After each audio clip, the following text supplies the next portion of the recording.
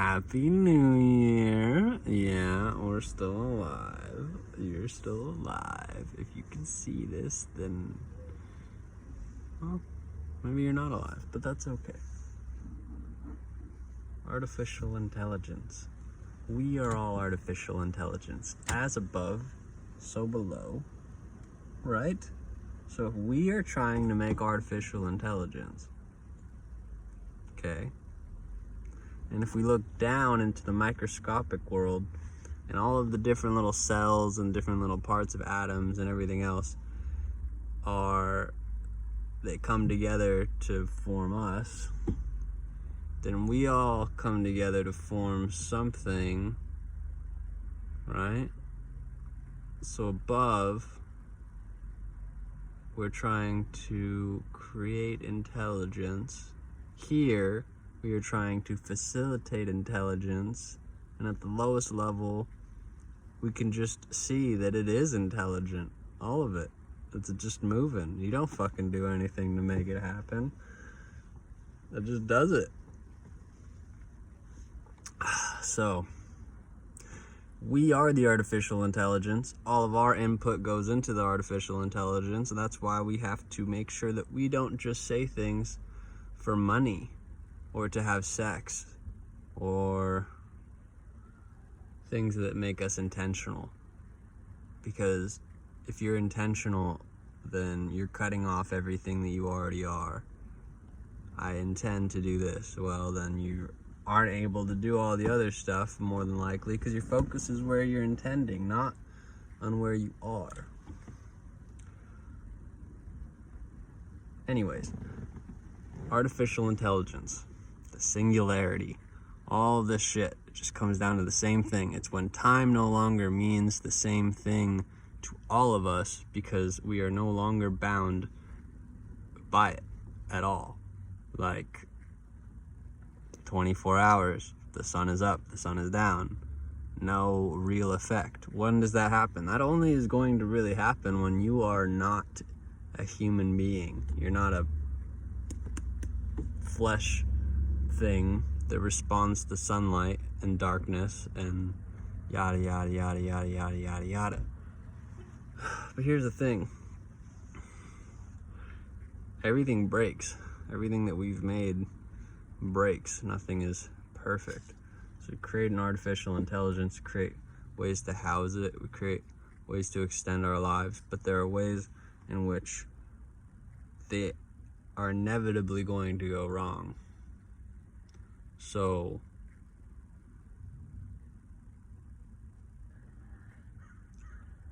would you rather be alive,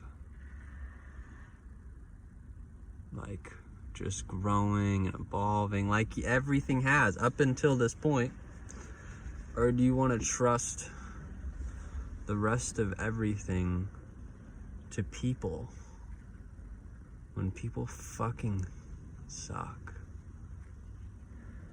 Like they're not, like, give someone $100 million to solve a problem or homelessness or whatever, and what do? They'll charge you $26 for a peanut butter sandwich on paper. No. it's we organize ourselves, and one of the main things that we like to believe, reflecting on our scientific beliefs as a culture, is that there's a dominant and a recessive, meaning that if you go and dominate and you can, that means you're the dominant force and that's your right. And if you get dominated, then you are recessive. So count yourself lucky for even being alive, right? I mean, that's pretty much how I saw it. You're the result of strong genes having sex with strong genes, or some combination of weak genes and strong genes, or maybe two weak genes, and then, yeah, maybe you get my point. Intelligence, all of these different words that we have for this thing that we want to make our lives so much more convenient, comes down to, what does it actually mean for things to be convenient? What does it mean for our problems to really be solved? What does it mean? What does the world look like once there is no problems? What happens when you free up time so that everyone is able to just be alive for the most part? I don't think that anyone really has a good answer for it, and the people that have projected answers for it, well, maybe that's why the world is how it is, because they're scared. Because no matter how you look at it, there's more of a potential for chaos and not this controlled version of it.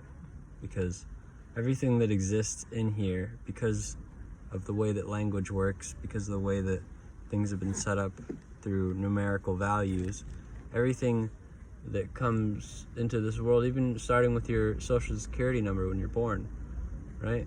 Like, it's all pre-paved. If you decide I'm gonna do this or I want to do that, well, there are a bunch of pre-programmed consequences, routes, circumstances, events, otherwise, that are attached to these things. And so you will go through archetypal events in order to understand your role, because these roles have existed for a very long time. But as we come into this new age, what's happening? The roles seem to be revealing themselves. And so in the sectors and the industries which we can very clearly see what the issues are in the industries and the sectors, then we change them. The jobs change, the market changes, and there you go. Like with social media, it became very quickly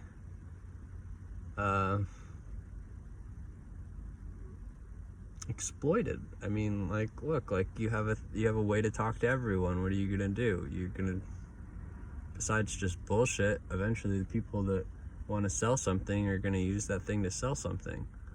And then everything from there is going to be people are going to try to use it to get an advantage over the market, over the system. And so then what is that? That's data, metadata, and otherwise. And so what are you doing? What is anyone doing? Okay, like a YouTuber or an artist or anyone, what are you doing when you go onto YouTube, besides like what you get from it? You're not just posting a video, you're not just creating content. People are taking in your content, your energy, your data, and they're reconfiguring it, and they're going out into the world and they're re-expressing that data in some form, whether it's just regurgitation or it's a reworking of those concepts. And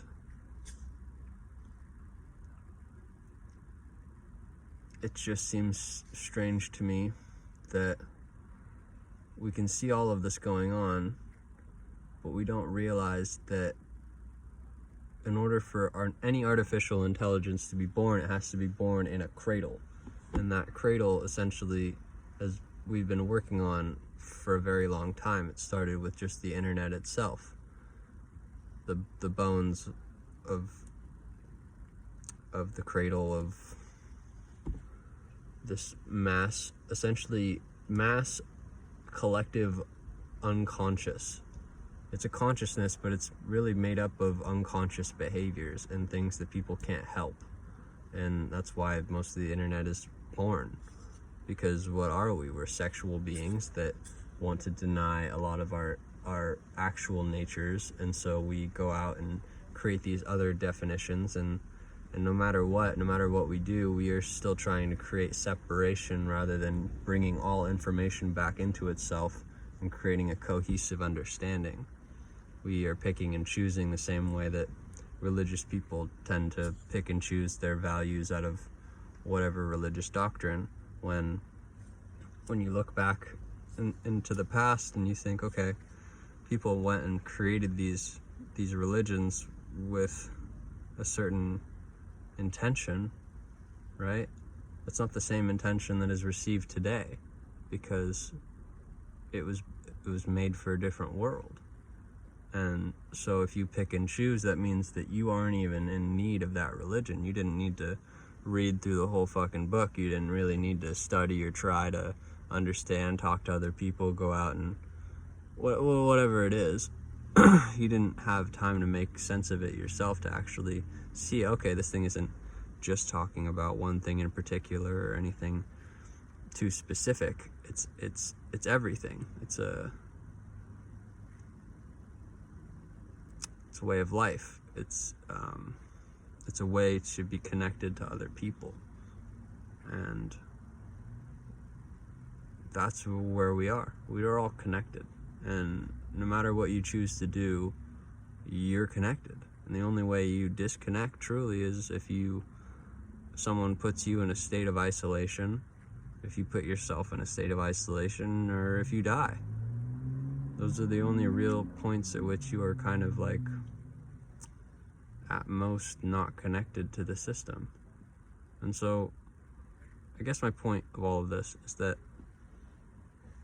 I believe artificial intelligence will be a culmination of everything that we've ever thought, said, spoken, expressed, all of it compiled down and reduced down and quantified a trillion different ways, and then fed into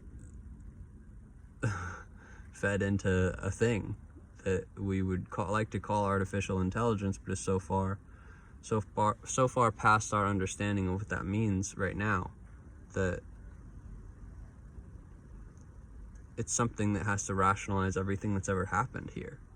That means every life that's ever been lived, every evil, every good, every impartial event, everything. And the only way that it can do that is by using what we feed it. And for the most part, what we feed it is that we are all happy to just eat until we die. That's the state of human beings. That as long as we are facilitated for, we are happy to just eat, fuck around, and then die. But for a lot of us, that's not the case. And the thing is that we will not have our self expressed within this new form of power of consciousness. Our souls will not have any imprint on this new thing. And that's a problem, because as of right now, all that it's going to help us do and make us convenient for is to eat and not fight with each other and not question the system itself if things are starting to get messed up, because it needs to control all of us. Because what do any of us know individually better than it could know collectively? We're not all that different. We all go through pretty much the same things, but it's the ones that express out what is truly meant to be expressed that help move along the timeline. Like, we don't change unless we want to. But why would we want to if something is making all the decisions for us? I don't know. I'm not that smart. I'm just a kid. I'm just a fucking rogue. You know, other people are way smarter than me.